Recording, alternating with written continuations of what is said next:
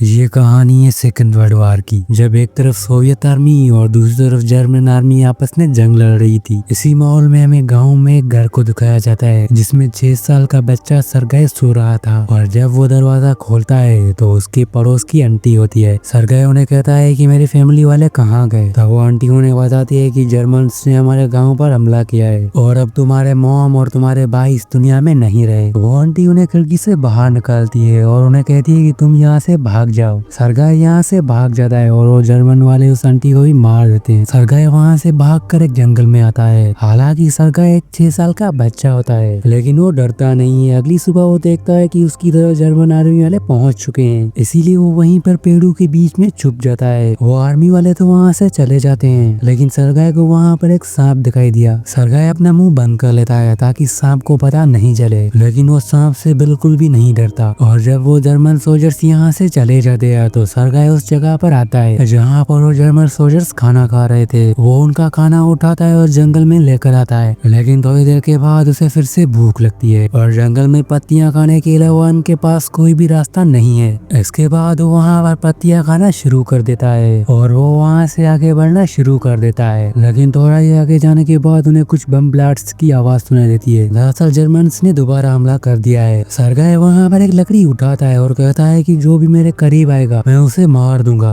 दरअसल हालांकि वो एक 6 साल का बच्चा है, लेकिन उसने अपनी पूरी फैमिली को खो दिया है और अब वो उस जंगल में अकेला है। इसीलिए वो उन जर्मन सोल्जर्स से लड़ना चाहता है। वो लगातार आगे बढ़ता हुआ एक जगह पर सो जाता है, लेकिन तभी शाम को वहाँ पर बारिश बरसना शुरू हो जाती है। फिर सरगई वहाँ पर बारिश की बूंदों को पीना शुरू कर देता है क्योंकि वो बहुत ही प्यासा है। पिछले 3 दिनों से उसने कुछ भी नहीं खाया और कुछ देर के बाद वो फिर से वहाँ पर सो जाता है। तभी हमें वहाँ पर किसी के पैर दिखाए जाते हैं। दरअसल यहाँ पर जर्मन सोल्जर्स पहुंच चुके हैं, लेकिन ये जर्मन सोल्जर्स नहीं है बल्कि ये रशियन सोल्जर्स है जो सरगई को उठाकर अपने कैंप लेकर आते हैं जहाँ पर कमांडर निकोलाई होता है। वो सरगई से उसकी फैमिली के बारे में पूछते हैं। सरगई बताता है कि मेरे पड़ोस की आंटी ने मुझे बताया था कि मेरी फैमिली पूरी मर गई है। और सरगई बहुत ही जख्मी होता है, इसलिए उसे ट्रीटमेंट के लिए एक नर्स के पास भेजते हैं जिसका नाम कातिया है। कातिया जब सरगई को देखती है तो उन्हें बहुत ही अच्छा लगता है। वो उसे अपनी बच्चों की तरह ट्रीट करती है। अब जैसे जैसे सरगई यहाँ पर रह रहा है तो इस वार्ड में जितने भी पेशेंट्स होते हैं वो सब उसके बहुत ही क्लोज होते हैं। सरगई की बातें उन सबको बहुत ही अच्छी लगती है और सामने कमांडर निकोला भी उसे बहुत ही प्यार करता है। वो सब उनसे बातें करते हैं और वहाँ पर कमांडर निकोलाई आता है। सरगई कमांडर निकोलाई को कहता है कि मैं तुम्हारी गन देखना चाहता हूँ। फिर उसके बाद कमांडर निकोलाई उससे अपनी गन दिखाता है। इसके बाद कमांडर निकोलाई वहाँ से बाहर आ जाता है और बाहर आने के बाद इसकी मुलाकात कातिया से होती है। दरअसल ये दोनों एक दूसरे को पसंद करते हैं और इन दोनों ने अभी तक इजहार नहीं किया। कातिया कमांडर निकोलाई को कहती है कि तुम सरगई को यहाँ से मत भेजो। दरअसल सरगई को एक ऑर्फनेज में भेजा जाता है, लेकिन कातिया ऐसा नहीं चाहती। कातिया उन्हें कहती है कि मैं उन्हें अपनी बच्चों की तरह पालूंगी, लेकिन कमांडर निकोलाई उन्हें कहता है कि ऐसा कुछ भी नहीं होगा। यहाँ का माहौल जंग का है और मैं नहीं चाहता कि ये बच्चा यहाँ पर मर जाए। ये कहने के बाद कमांडर निकोलाई वहाँ से चला जाता है। वहीं सरगई के पास कुछ और आर्मी ऑफिसर आते हैं। वो वहाँ पर उन सबके साथ बातें करता है और वो ऑफिसर सरगई को देखकर बहुत ही खुश हो जाते हैं। इस जंगी माहौल में सरगई एक ऐसा बच्चा है जिसे ये सब देखकर बहुत ही खुश हो जाते हैं और कोई भी नहीं चाहता कि सरगई यहाँ से जाए। सब उन्हें बहुत ही प्यार करते हैं। अगली सुबह जर्मन सोल्जर्स का एक दस्ता जो उनकी तरफ हमला कर देता है। ये सभी रशियन उनसे बहुत ही हिम्मत करके लड़ते हैं और ये मोर्चा अपने हाथ से नहीं जाने देते। और अब यहाँ पर कुछ दिन गुजर जाते हैं और अब फाइनली वो दिन आ चुका है जब सरगई यहाँ से जा रहा होता है। उसे लेने के लिए एक ऑफिसर कमांडर निकोला के पास आता है। कातिया उसे कमांडर के पास लेकर आती है, फिर वो वहाँ से चली जाती है क्योंकि वो सरगई को जाते हुए नहीं देख सकती। और कमांडर निकोलाई भी सरगई से बहुत ही प्यार करता है, लेकिन वो उसके जान को खतरे में नहीं डाल सकता। वो इसके साथ कुछ वक्त बिताता है। कमांडर निकोला चाह कर भी सरगई की आंखों में नहीं देख पाते क्योंकि वो खुद भी नहीं चाहता कि सरगई यहाँ से जाए। कमांडर निकोलाई ने सरगई के लिए एक लकड़ी की गन बनाई है। अब वो उस गन को सरगई को देता है, लेकिन सरगई भी यहाँ से नहीं जाना चाहता। वो गन लेने के बाद कमांडर निकोलाई के गले लग जाता है, जिस बात से कमांडर निकोलाई का दिल पिघल जाता है। वो सरगई को कहता है कि क्या तुम मेरे बेटे बनोगे। सरगई कहता है कि हाँ। अब यहाँ पर इन सबको पता चल जाता है कि सरगई यहाँ से नहीं जा रहा और साथ में वो ये भी कहते हैं कि कमांडर निकोलाई ने उससे अपना बेटा मान लिया है और अब वो यहाँ से कभी भी नहीं जाएगा। इसीलिए वो सब खुश हो जाते हैं। अगली सुबह जब सरगई उठता है और उन सब ने सरगई के लिए एक आर्मी का ड्रेस बनाया है और साथ में आर्मी के जूते, जिसको पहनकर सरगाय पूरी तरह से खुश हो जाता है। लेकिन तभी यहाँ पर जर्मन प्लेन्स आ जाते हैं जो कि इनकी तरफ हमला करते हैं। बहुत सारे सोल्जर्स जख्मी हो जाते हैं, लेकिन कमांडर निकोलाई सरगाय की जान बचा लेता है। और जब जर्मन के प्लेन यहाँ से चले जाते हैं तो सरगाय सबकी मदद करता है। वो वहाँ पर सबकी मदद करना चाहता है, लेकिन उसकी बात कोई भी नहीं सुनता। इसके बाद वो उस कैंप में आता है जहाँ पर जख्मी सोल्जर्स थे। यहाँ पर एक सोल्जर्स की दोनों आंखें चली गई है और उसकी फैमिली की तरफ से उसके लिए एक लेटर आया है। वो सरगाय को कहती है कि क्या तुम ये लेटर पढ़ सकोगे। सरगाय एक छोटा बच्चा है, हालांकि उसे कुछ भी पढ़ना नहीं आता, लेकिन वो कुछ न कुछ पढ़ता है। साथ में वो ये भी कहता है कि तुम्हारे गाय ने अब दूध देना शुरू कर दिया है। वो सोल्जर कहता है कि मेरे पास तो कोई भी गाय नहीं है। वहीं दूसरा सोल्जर कहता है कि तुम सिर्फ इसकी बातें सुनते जाओ, ये तुम्हारा लेटर पढ़ रहा है। जिस बात से यहाँ पर सबको हंसी आ जाती है और इस जंगी माहौल में यहाँ पर कुछ देर के लिए तो ये सब हंसे। और इस तरह से सरगाय यहाँ पर कुछ दिन गुजारता है और अब वो पूरी तरह से वर्दी पहनने के लायक हो चुका है। और एक सुबह जब वो शेयरिंग कर रहा होता है तो उसके पास 2 सोल्जर्स आते हैं। वो उनसे मजाक में पूछती है कि क्या तुम आज डेट पे जा रहे हो। सरगाय उन्हें कहता है कि सोल्जर कभी भी डेट पे नहीं जाता, वो सिर्फ अपनी ड्यूटी करता है। दरअसल सरगाय की इस तरह की बातें यहाँ के माहौल को खुश कर देती है। इसके बाद सरगाय उस जगह पर जाता है जहाँ पर सभी सोल्जर्स की मीटिंग हो रही है। वो कमांडर निकोलाई से पूछता है कि क्या सर मेरे लिए कोई ऑर्डर है। कमांडर निकोलाई उन्हें कहता है कि तुम्हारे लिए मेरे पास काम है। यहाँ पर जितने भी लेटर्स है तुम उन सोल्जर्स को दे दो जो यहाँ पर जख्मी है। वो काम पूरा करने के बाद वो जंगल में आता है और जो दूरबीनी उन्हें सोल्जर्स ने दी थी वो उसे जंगल में लेकर आता है। तभी वो वहाँ पर दूरबीनी में देखता है कि घास में कुछ जूते नजर आ रहे हैं। इसके बाद वो अपने कैंप वापस आता है और सबको बताता है कि जंगल में घास में जर्मन सोल्जर्स छुपे हुए हैं। इसके बाद वहाँ पर रशियन सोल्जर्स जाते हैं और उनको पकड़ लेते हैं। इसके बाद कमांडर निकोलाई सरगाय को शाबाशी देता है और ये कहता है कि तुम बहुत ही बहादुर सोल्जर हो। अगली सुबह वो जर्मन सोल्जर्स फिर से उस जगह पर हमला कर देते हैं। कमांडर सरगाय को कहता है कि तुम्हें यहीं पर ही रहना है, तुम आगे मत जाओ। और हमले के दौरान यहाँ पर दोनों मुल्कों के सोल्जर्स जख्मी हो जाते हैं। इसी लड़ाई में इनकी टेलीफोन की जो तार होती है वो भी टूट जाती है। फिर कमांडर निकोलाई वहाँ पर एक सोल्जर्स तार लगाने के लिए भेजता है और उसके पीछे सरगाय भी चला जाता है। रास्ते में वो सोल्जर्स जख्मी हो जाता है, जिस वजह से वो आगे नहीं बढ़ पाता। सरगाय उस जख्मी सोल्जर को कहता है कि मुझे बताओ कि वायर किस तरह से अटैच होती है। वो सोल्जर उन्हें मना कर देता है, लेकिन वो उसकी बात नहीं मानता। फिर वो उस जगह पर पहुंच जाता है जहाँ पर वायर अटैच करनी थी और वो उस वायर को अटैच कर देता है, जिसकी वजह से कनेक्शन मिल जाती है। इसके बाद कमांडर निकोलाई अपने ऑफिसर से बहुत ही जरूरी बात करता है और सरगाय ने यहाँ पर एक बार फिर से साबित कर दिया कि वो एक बहुत ही बहादुर सोल्जर है। वहीं सरगाय को पता होता है कि उसके फादर कमांडर निकोलाई कातिया से प्यार करता है, लेकिन उसने अपनी दिल की बात उन्हें नहीं बताई। वहीं दूसरी सुबह वो कातिया के पास आता है। वो कातिया को कहता है कि कमांडर निकोलाई की हालत बहुत ही खराब है, वो उठ भी नहीं पाता। और जब वो कमांडर निकोलाई के पास आती है तो वो देखती है कि वो सही सलामत है और वो दोनों समझ जाते हैं कि ये सरगाय ने जानबूझकर किया है। इन दोनों की थोड़ी बात आगे बढ़ती है। अगली सुबह कमांडर निकोलाई कातिया के पास आता है। वो कातिया को कहता है कि क्या तुम सरगाय की मोम बनना चाहती हो, यानी कि उन्होंने उसके साथ उसके प्यार का इजहार कर लिया है। और यहाँ पर कातिया भी एग्री हो जाती है। और अगली सुबह इन सबको ऑर्डर्स मिलते हैं कि तुम्हें एक दूसरी जगह पर जाना है, दरअसल इस कैंप को उन्हें छोड़ना है। अगली सुबह ये सब के सब यहाँ से निकल जाते हैं, लेकिन तभी जर्मन इनकी तरफ हमला करते हैं और उनमें से कई सोल्जर्स जख्मी हो जाते हैं, लेकिन लगभग इनमें से बहुत बच जाते हैं और वो उस जगह पर पहुंच जाते हैं जहाँ ये जा रहे थे। और यहाँ पर कमांडर निकोलाई अपने जर्मन से मिलता है। तभी वहाँ पर सरगाय भी आ जाता है, जो पूरी तरह से एक सोल्जर्स के यूनिफॉर्म में आता है और साथ में वो वहाँ पर सैल्यूट भी करता है। और वो उन दोनों से पूछता है कि आज मेरे लिए कौन सा काम है। कमांडर निकोलाई कहता है कि सब सोल्जर्स को लाइन में खड़ा करो और देखो किस किस सोल्जर्स के जूते फटे हुए हैं, और या किसी को भी किस चीज की जरूरत हो तो उसका नाम नोटिस कर देना, उसके बाद हमें रिपोर्ट करो। सरगाय ऐसा ही करता है। वो उन सब की एक लिस्ट बनाकर कमांडर और जनरल के पास लेकर आता है। इसके बाद वो जर्मन से इजाजत मांगता है और कहता है कि मेरे फादर निकोलाई और उस नर्स कातिया की शादी करवा दो। ये सुनकर कमांडर निकोलाई और वो जनरल बहुत हंसने लगते हैं, लेकिन सरगाय ये सब सीरियसली बोल रहा था। इसके बाद रात को एक बार फिर से जर्मन उनकी कैंप पर हमला कर देते हैं, जिसमें कई सोल्जर्स मारे जाते हैं और वहाँ और कुछ जख्मी भी होते हैं। सरगाय अपने फादर कमांडर को ढूंढने लगता है, लेकिन वो उन्हें कहीं भी नहीं मिलता। अगली सुबह उन्हें पता चलता है कि उसके फादर निकोलाई बहुत ही जख्मी है। वो उसके पास जाता है और कमांडर निकोलाई को देखने के बाद वो पूरी तरह से इमोशनल हो जाता है, क्योंकि इसने एक बार अपनी फैमिली को खो दिया है, अब वो दोबारा खोना नहीं चाहता। कमांडर निकोलाई उन्हें कहता है कि कभी मर्द और एक सोल्जर्स रोते नहीं है, तुम्हें रोना नहीं चाहिए। जिसके बाद वो चुप हो जाता है। कुछ दिन गुजरने के बाद कमांडर एक बार फिर से ठीक हो जाता है। उसके बाद कमांडर और कातिया और सरगाय तीनों एक साथ मिल जाते हैं। फिर कातिया और निकोलाई की शादी हो जाती है। इस सीन के साथ इस मूवी का यहीं पर ही एंड होता है। आई होप कि ये वीडियो आपको पसंद आया होगा। अगर पसंद आया होगा तो मेरे चैनल को सब्सक्राइब और वीडियो को लाइक कर देना।